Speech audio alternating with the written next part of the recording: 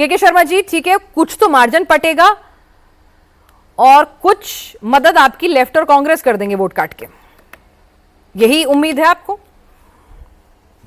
नहीं, देखिए विनाथ जी, बहुत बहुत जो है हम विश्वास से इसलिए भरे हुए हैं क्योंकि मैंने पहले भी कहा, बंगाल की जनता जो है अपना जन समर्थन दिखा रही है। आपने कई आंकड़े बताए, मैं किसी आंकड़े को डिनाई नहीं कर रहा हूं आपके, क्योंकि आपका चैनल है, आप कई आंकड़े निकाल रहे हैं, लेकिन मैं एक दो उदाहरण आपको देता हूं।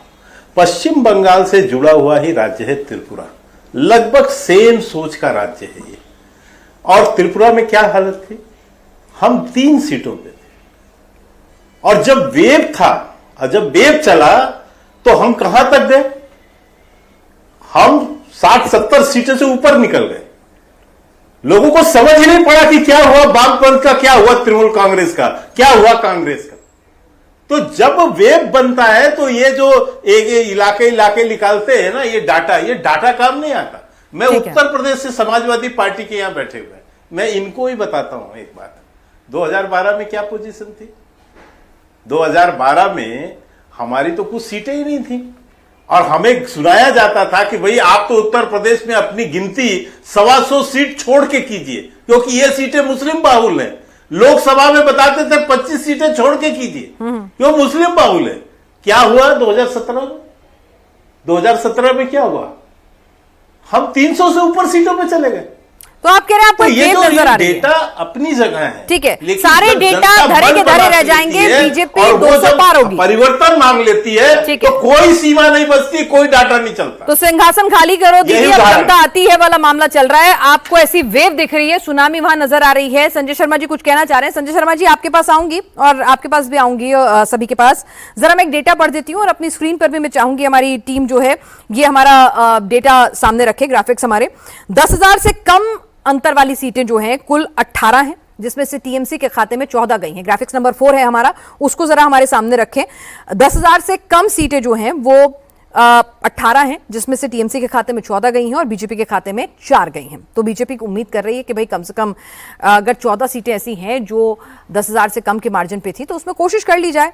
अब बात करते हैं 10 से 20। तो यहां से भी अगर हम कहें बहुत ही बुलिश हो जाएं कि सारी की सारी बीजेपी के पास आ जाएंगी, भाई ऐसा भी हो सकता है बीजेपी के जो 4 हैं वो भी चली जाए, टीएमसी भी तो मेहनत करेगी ना, लेकिन हम बुलिश हो जाते हैं, मान लेते हैं कि ये भी बीजेपी के पास आ जाती हैं, तो यहां से बीजेपी 14 सीटों का गेन कर सकती है। तो एक तो ये विन विन सिचुएशन, एकदम आइडियलिस्टिक सिचुएशन बीजेपी के लिए है। बीजेपी के दावों को अगर कहां से पूरा करें, हम इसी का पूरी चर्चा आपको दिखा रहे हैं।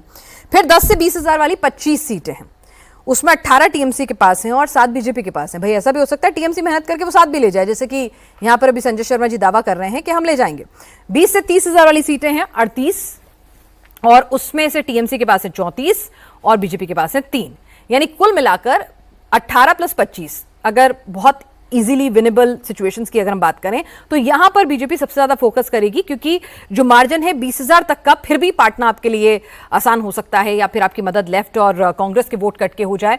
उससे ज्यादा की सीटें जो होती हैं उस मार्जिन को विधानसभाओं में, क्योंकि छोटा क्षेत्र होता है, उसमें पाटना आपके लिए मुश्किल काम हो सकता है। हम एक आइडियलिस्टिक सिचुएशन में बीजेपी को अगर ये सीटें दे भी दे तो ही सरकार यहां पर बन सकती है, और फिर तो वाकई में जैसे की बात हो रही है सुनामी, वेव, सब कुछ आ सकता है। शुद्धशील घोष जी, आप जरा समझा दीजिए, अब संजय शर्मा जी से जवाब लूं, पहले आप बता दीजिए कि वाकई में क्या बीजेपी इन्हीं सीटों को फोकस कर रही है कि 20,000 से कम वाले को मैं टारगेट कर लेता हूं, थोड़ी मदद कांग्रेस कर देगा, थोड़ी मदद लेफ्ट कर देगा और थोड़ी मेहनत मैं कर लूंगा? नहीं, देखिए यहाँ पर अभी जो सिचुएशन हुआ है उसके लिए अभी लेफ्ट या कांग्रेस का हेल्प, स्पेशली साउथ बंगाल में, तो भाजपा को नहीं चाहिए। वो अकेले के दम में ही ज्यादा से ज्यादा सीट निकल सकते हैं। क्यों मैं ये बात बोल रहा हूँ? कहां से बोला आपने? सॉरी सर, मैं आपको सुन नहीं पाई, कहां से बोला आपने?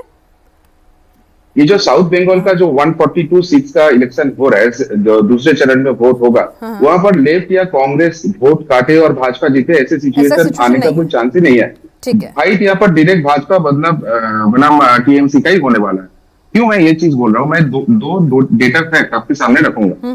दादा ने एक चीज बोले कि 2024 का जो लोकसभा इलेक्शन था वहां पर भाजपा की सीट घट के 18 से 12 हो गया, ये तो सच बात है।